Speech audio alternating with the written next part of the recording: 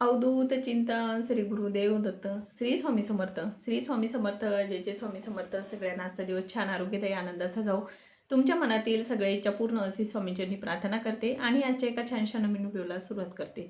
तर आजची जी सेवा घेऊन आलेली आहे ना, तर ती सेवा म्हणजे नित्यसेवा. स्वामींची नित्यसेवा कशा पद्धतीनं करायची किंवा स्वामींची नित्यसेवा केल्यानं कोणतं फळ मिळतं, स्वामींच्या नित्यसेवेमध्ये काय लाभ होतो किंवा ही नित्यसेवा कशा पद्धतीने करायची हेच मी तुम्हाला या व्हिडिओमध्ये सांगणार आहे. व्हिडिओ कंटिन्यू बघा आणि तुम्हाला खरंच माझा व्हिडिओ आवडला तर व्हिडिओला लाईकही करा, शेअरही करा आणि जे स्वामी भक्त असतील ते नक्कीच सबस्क्राईब करतील. तर चला, नित्यसेवेबद्दल जी मला माहिती आहे तेवढीच मी तुम्हाला सांगण्याचा प्रयत्न करणार आहे.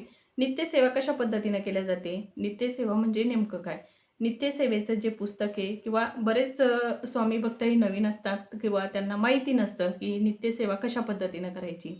बऱ्याच लोकांना स्वामी सेवेकरी व्हायचं असतं, पण स्वामींची सेवा कशा पद्धतीनं करायची हेच बऱ्याच लोकांना माहीत नसतं. तर तेच मग मी तुम्हाला या व्हिडिओमध्ये म्हणजे थोडक्यात सांगणार आहे. जास्तीचं काही म्हणजे वाजवीपेक्षा जास्त सांगणारी, तुमच्याकडून जेवढं होईल तेवढंच मी तुम्हाला सांगण्याचा प्रयत्न करणार आहे. स्वामींची नित्यसेवा कशा पद्धतीने केली जाते. आपण जेव्हा केंद्रात जातो तर केंद्रामध्ये आपल्याला 3 पुस्तक म्हणजे 2 पुस्तकं दिले जातात. त्यामध्ये असते एक नित्यसेवा आणि स्वामी चरित्र सारामृत आणि त्यामध्ये आपल्याला एक माळ दिली जाते. नित्यसेवा म्हणजे काय, जी नेमाने किंवा दररोज केल्या जाते ती सेवा म्हणजे नित्यसेवा. ती सेवा आपल्याला नेमाने दररोज करावी लागते न चुकता, तर त्याला नित्यसेवा म्हटले जाते. तर मग नित्यसेवेची सुरुवात कशी करायची, तर हा जो ग्रंथ असतो तर हा ग्रंथामधले आपल्याला 3 अध्याय वाचावे लागतात आणि ही आपल्याला अशी नित्यसेवा दिल्या जाते. ही जी दिसते तुम्हाला ही अशी नित्यसेवा दिल्या जाते केंद्रामध्ये. आणि हे एक पुस्तक दिलं जातं, त्याच्यामध्ये स्वामी चरित्र सारामृतचं हे एक पुस्तक असतं. तर ते पुस्तकामधले आपल्याला 3 अध्याय वाचावं लागतात. हे 3 अध्याय वाचले जातात. तर ह्या 3 अध्यायाचा अर्थ काय होतो, पहिल्या अध्यायाचा अर्थ होतो भूतकाळ, दुसऱ्या अध्यायाचा अर्थ होतो वर्तमान काळ आणि तिसऱ्या अध्यायाचा अर्थ होतो भविष्यकाळ. हे असे 3 अध्याय वाचले जातात. आपल्याला त्याच्यामध्ये 11 माळी घ्यावं लागतात. तर मग कोणाला शक्य नसल्यास तर तुम्ही 3 माळी जरी घेतल्या जातात. पर्सनली जर माझं सांगायचं झालं तर मी 3च माळी घेते, कारण वेळेअभावी 11 माळी तर काही घेणं होत नाही, पण 3 माळी घेत असते. पण मग मी काय करत असते, जेव्हा आपण स्वयंपाक करतो किंवा जे बैठकीचं काम करतो जास्ती वेळेचं, तर त्यावेळेस समजा सहसा मी स्वयंपाक करत असले ना, तर त्यावेळेस स्वामींचा मंत्र लावून देत असते अर्धा पाऊण तास. तर तो मंत्र आपल्या तोंडामध्ये आपला तो जप सुरू असतो आणि त्याच्यानंतर तारक मंत्रही सुद्धा लावत असते. 3 वेळेस तारक मंत्रही सुद्धा म्हणत असते. स्वयंपाक करता करता मी हे 2 गोष्टी करत असते. त्याच्यामध्ये स्वामींचा मंत्र आणि तारक मंत्र हे 2 मंत्र म्हणजे मी चालू ठेवत असते स्वयंपाक करताना.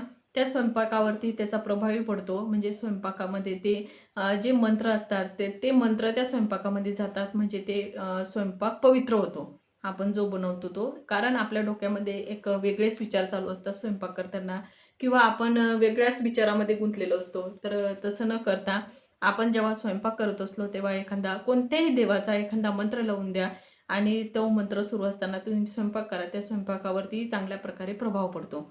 अशा पद्धतीने मी म्हणजे करत असते. मग जेव्हा मी 3 अध्याय वाचते, जेव्हा माझी देवपूजा केल्या जाते, देवपूजा केल्याच्या नंतर मी 3 अध्याय वाचत असते स्वामींचे. तर पहिला जर गुरुवारपासून जर सुरुवात केली, सहसा तुम्ही हा ग्रंथ म्हणजे कधीपासून वाचायला सुरुवात करायची, शक्य झाल्यास तुम्ही गुरुवारपासून करा. कारण स्वामींचा वार असतो, स्वामींचा दिवस असतो, स्वामींचा अभिषेक करायचा, त्याच्यानंतर आपल्या सेवेला सुरुवात करायची. तर मग पहिल्या दिवशी आपल्याला 3 अध्याय वाचावं लागतात. पहिला अध्याय, दुसरा अध्याय, तिसरा अध्याय. गुरुवारी जर तुम्ही वाचन सुरू केलं तर हे 3 अध्याय वाचायचे. परत शुक्रवारी 4था अध्याय, 5वा अध्याय, 6वा अध्याय, म्हणजे अशी ही साखळी चालू ठेवायची. असे 3-3 अध्याय सुरू ठेवायचे. प्रवासात गेलं तर काय करायचं, बऱ्याच जणांचा प्रश्न असतो किंवा आपल्याला वेळेवर कुठेतरी जावं लागतं. तर मग अशा वेळेस काय करायचं किंवा अशा वेळेस आपण आपल्यासोबत नित्यसेवा नेऊ शकतो का? तर हो, तुम्ही जर प्रवासात कुठं 10-15 दिवसासाठी जाणार असाल तर तुम्ही तुमचा ग्रंथ, तुमचे नित्यसेवेचं पुस्तक, तुम्ही स्वामी चरित्र सारामृतचं पुस्तक हे सोबत घेऊन जाऊ शकता. तुम्ही तिथेही ते वाचन केलं तरी चालते. पण तुमच्याकडून जर शक्य नसेल तर त्यावेळेस तुम्ही तिथून आल्याच्या नंतर परत सुरुवात करायची. जिथून तुमचे अध्याय सुरू होते तिथून परत सुरुवात करायची आणि ते नित्यसेवा चालू ठेवायची. अशा पद्धतीने जर केलं तरी पण चालते. बऱ्याच जणांचं असतं, सूतक असलं तर मग सेवा करायला चालते का, किंवा विटाळ असला तर सेवा करायला चालते का, तर त्यावेळेस सेवा करायला चालत नाही. त्यावेळेस सेवा शक्यतो टाळायची आणि 13 दिवस झाल्यानंतर जेव्हा सुतक पडलेलं असतं तर 13 दिवसाचं सुतक असतं. सुतक झाल्याच्या नंतर परत तुम्ही जिथून तुमची सेवा सुरू होती तिथून तुमचे अध्याय सुरू होतात. तुम्ही एखाद्या वेळेस म्हणजे 3 दिवस अध्याय वाचले आणि चौथ्या दिवशी तुम्हाला सुतक पडलं, तर मग मधातच ते सोडायला चालते का?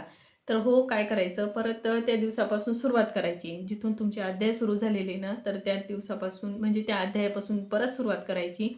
मधात असा ग्रंथ सोडायला चालत नाही. मधातच तुम्ही 10 अध्याय वाचले आणि मधातच तुमचं म्हणजे एखाद्या वेळेस तुमचे पिरियड्स आले आणि मग परत तुम्ही पहिल्या अध्यायापासून सुरुवात केली, हे असं करायला चालत नाही. तुम्ही जिथून सुरुवात केलेली आहे तिथूनच परत सुरुवात करायची. म्हणजे 10व्या अध्यायापासून परत तुम्ही सुरुवात करायची. अशा पद्धतीने ही नित्यसेवा केल्या जाते. तुम्ही तेवढे दिवस टाळायचे आणि परत नित्यसेवेला सुरुवात करायची. अशा पद्धतीने नित्यसेवा केल्या जाते. नित्यसेवेमुळं बरेचसे संकट जे येणार असतात, म्हणतात ना, डोंगरा एवढं संकट आलं पण स्वामींनी आम्हाला त्या संकटाचा जरासाही त्रास होऊ दिला नाही. होतं नाही एखाद्या वेळेस मोठं संकट येतं आणि त्या संकटाचा आपल्याला थोडासाही त्रास होत नाही. कारण तेवढी शक्ती आपल्यामध्ये त्या नित्यसेवेमुळं आलेली असते किंवा त्या नित्यसेवेमुळं आपल्याला तेवढं संकट आपल्यावरचं मोठं टळलेलं असतं. डोंगरा एवढं संकट येऊनही आपल्याला त्या संकटाची भीती वाटत नाही, कारण ते म्हणजे नित्यसेवेमुळं. नित्यसेवा एवढी प्रभावी सेवा आहे. ते सेवेमुळं बरेचसे येणारे जे संकट असतात, तर ते संकट टळतात. ती संकट आलं जरी, कोणती गोष्ट असली ती येणार असली ती अटळ असते. ती काही थांबत नसते, ती येतच असते. पण ते संकट येणार असलं किंवा याची जी ताकद असते ना, किंवा ते संकट जे येणार असतं, तर त्या संकटाचा सामना करण्याची ताकद ही आपल्याला नित्यसेवेमुळे येते. स्वामींपर्यंत पोहोचण्याचा जो मार्ग असतो ना, किंवा आपल्याला स्वामींपर्यंत जे पोहोचायचं असतं, तर तो मार्ग म्हणजेच नित्यसेवा आहे. आपण नित्यसेवेला सुरुवात करायची. असं नाही तुम्ही मोठमोठाले पारायण करा किंवा मोठमोठाले ग्रंथ वाचा. तुम्हाला त्याच्यामुळं तुम्ही स्वामींपर्यंत पोहोचतात नाही. थेंबे थेंबे तळे साचे. सुरुवात ही नित्यसेवेपासूनच. तुम्हाला जर स्वामी सेवेकरी व्हायचं असेल, तर तुम्हाला नित्यसेवेपासूनच सुरुवात करावी लागते. नित्यसेवेपासूनच स्वामींच्या हृदयापर्यंत पोहोचण्याचा मार्ग आहे. तर अशा पद्धतीने नित्यसेवा केल्या जाते. असं नाही तुम्ही 1च महिना करा का 2च महिने करा. हे नेहमीसाठी कंटिन्यू तुम्ही चालू ठेवायचं. नित्यसेवेचं पठण करायचं. त्याच्यामुळं भरपूर असे फायदे होतात. भरपूर फायदा होणं म्हणजे पैसा येणं, धनदौलत येणं असं नसतं. नित्यसेवा केली म्हणजे खूप सारा पैसा येतो असं नाही. पैसा हा कष्ट केल्याच्या नंतरच भेटतो. तसा पैसा भेटत नाही. पण नित्यसेवेमुळं बरेचसे आपल्याला फायदे होतात. स्वतःमध्ये आपला बदल होतो. आपण स्वामी सेवेकरी बनतो. स्वामी सेवेकरी होणं म्हणजे हे मोठं आपलं भाग्य असतं. तर त्यासाठी आपल्याला पहिले नित्यसेवेपासूनच सुरुवात करावी लागते. नित्यसेवेचं दररोज 3 अध्यायाचं पठण करायचं, 11 माळीचा जप करायचा, शक्य झाल्यास एखाद्या वेळेस तारक मंत्र म्हणायचा. तुमच्याकडून सकाळी आरती झाली तर करायची. मग नित्यसेवा वाचायची कधी? असाही बऱ्याच जणांना प्रश्न पडलेला असतो. मग आमची सकाळी देवपूजा होते, आमच्या मागं घाई गडबड असते, मग आमच्याच्यानं नित्यसेवा करणं होत नाही. तर म्हणजे नित्यसेवेचं जे वाचन आहे ते होत नाही. तर मग कधी वाचायचं? फक्त तुम्ही म्हणजे 11:30 12 12:30च्या दरम्यान हे वाचू शकत नाही.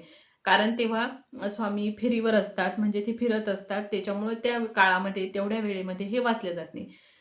12 आणि 12:30च्या दरम्यान हे वाचलं जात नाही समजा. पण आपण 11:30 ते 1 12:30चा टाईम पकडायचा.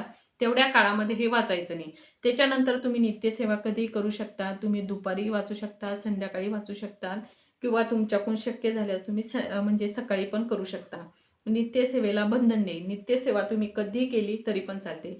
आता आपल्याला जर गुरुचरित्राचं पारायण करायचं असलं, तर असं म्हटलं जातं की गुरुचरित्राचं पारायण हे सकाळी केलेलं खूप चांगलं असतं. पण नित्यसेवेत तसं नाही. नित्यसेवा तुम्ही कधीही करू शकता. तुम्हाला जर दुपारी वेळ असला, बऱ्याच जणांना काय होतं, मुलं स्कूलमध्ये जातात, घरात शांतता राहते, तर बऱ्याच जणांना दुपारच्या वेळेस टाईम असतो. तर त्यावेळेस तुम्ही नित्यसेवा करू शकता.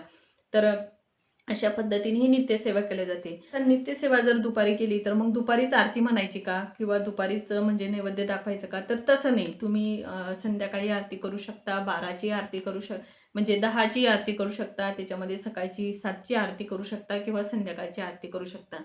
नाहीच तुमच्याकडून झालं, तर तुम्ही संध्याकाळची आरती जरी केली ना स्वामींची, तरी पण चालते. तुमच्याकडून नाही नैवेद्य दाखवणं झाला, नुसता खडीसाखरेचा नैवेद्य दाखवला तरी पण चालतो. फक्त तुमची सेवा स्वामींपर्यंत रुजू होणं खूप महत्त्वाचे आहे. स्वामींपर्यंत तुमची सेवा जाणं महत्त्वाचे आहे.